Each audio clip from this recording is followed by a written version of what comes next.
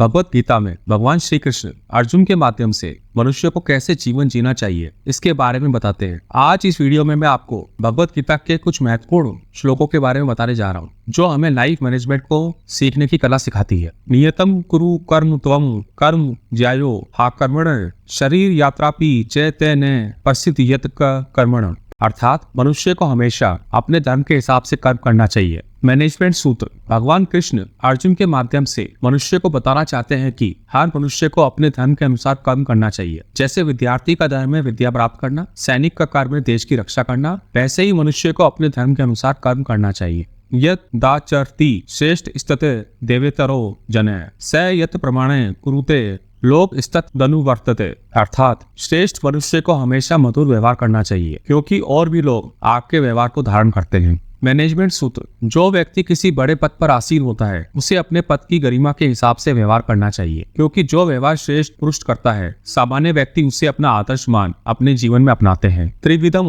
नरक स्तते द्वारम नाश न माकमने कामे क्रोधस्तता लोभ स्तर मातते त्रयम ते जयते, अर्थात काम क्रोध व लोभ ये तीन प्रकार के नरक के द्वार हैं जो आत्मा का नाश करने वाले हैं अर्थात बर्बाद करने वाले। इसीलिए मनुष्य को इन तीनों का त्याग करना चाहिए। मैनेजमेंट सूत्र मनुष्य में काम यानी इच्छाएं, गुस्सा व लालच ये सभी बुराइयों के मूल कारण है। भगवान श्री कृष्ण ने काम क्रोध व लोभ को नरक का द्वार कहा है क्योंकि जिस मनुष्य के भीतर ये तीन बुराइयां होती हैं वह हमेशा दूसरों को दुख पहुंचाकर अपने स्वार्थ की पूर्ति में लगे रहते हैं। इसलिए अगर आप किसी लक्ष्य को पाना चाहते हैं तो इन तीन अवगुणों का त्याग करना पड़ेगा क्योंकि जब तक ये बुराइयां आपके मन में रहेंगी तब तक हम अपने लक्ष्य से भटकते रहेंगे।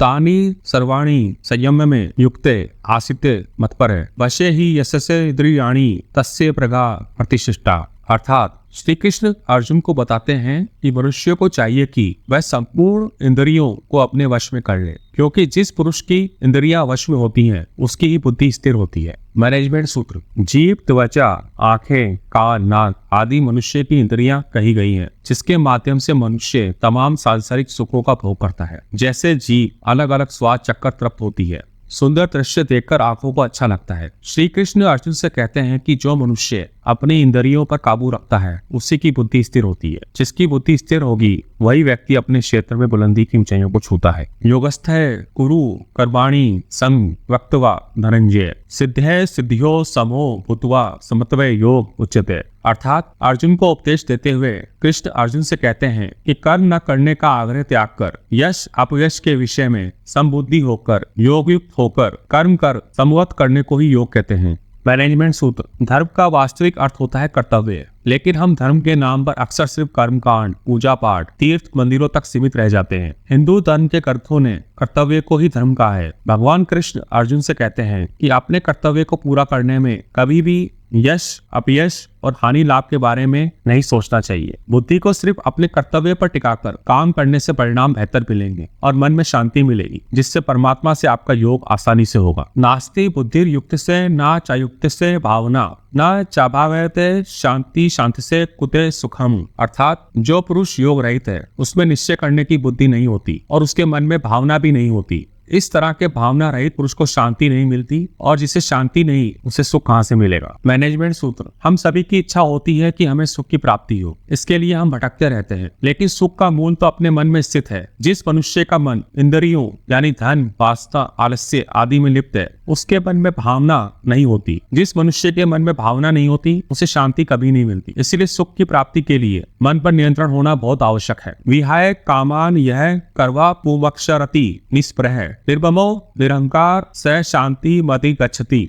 अर्थात जो मनुष्य मन के भीतर सभी कामनाओं व अहंकारों को त्याग कर अपने कर्तव्यों का पालन करता है वह हमेशा सुखी रहता है। मैनेजमेंट सूत्र भगवान श्री कृष्ण अर्जुन से कहते हैं कि मन में किसी भी प्रकार की इच्छा व कामना को रखने वाले मनुष्य को कभी शांति नहीं मिल सकती है। शांति प्राप्त करने के लिए मनुष्य को अपने मन से इच्छाओं को मिटाना होगा। हम जो भी कर्म करते हैं उसके साथ अपने अपेक्षित परिणाम को साथ में चिपका देते हैं। अपनी पसंद के प्रमाण की इच्छा हमें कमजोर कर देती है। मन से ममता अथवा अहंकार आदि भावों को मिटाकर तन्मयता से अपने कर्तव्यों का पालन करने से मनुष्य को शांति प्राप्त होती है। अगर वीडियो पसंद आए हो तो वीडियो को लाइक कर दे और चैनल को भी सब्सक्राइब कर दे।